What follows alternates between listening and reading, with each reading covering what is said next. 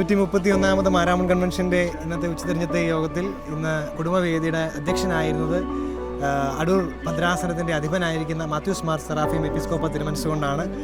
തിരുമേനി ഈ 131ാമത്തെ മാരാമൺ കൺവെൻഷൻ്റെ ഭാഗമാകുമ്പോൾ എന്ത് അനുഭവവേദ്യമാകുന്നു? പ്രത്യേകമായി DSMC ചാനലിലൂടെ കാണുന്നവർക്ക് നല്ലൊരു ആശംസ തിരുമേനിയിലൂടെ. ദൈവനാമത്തിന് മഹത്വം ഉണ്ടാകട്ടെ. നമ്മുടെ 131ാമത് മാരാമൺ കൺവെൻഷൻ ഈ ദിവസങ്ങളിൽ ഏറ്റവും അനുഗ്രഹീതമായി സമ്മേളിക്കുവാനിടയായിത്തീരുന്നു എന്നത് എല്ലാവർക്കും വളരെ സന്തോഷമാണ്.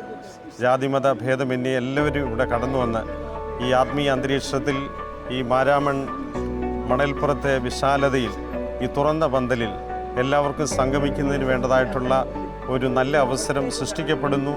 അത് മാർത്തോമാ സഭയുടെ ഏറ്റവും അനുഗ്രഹീതമായൊരു പാരമ്പര്യമാണ്. അതെല്ലാം ഇപ്പോഴും നിലനിർത്തിക്കൊണ്ട് പോകുവാൻ നമുക്ക് സാധിക്കുന്നു. ഈ വർഷവും അപ്രകാരം തന്നെ സാധിക്കുന്നു.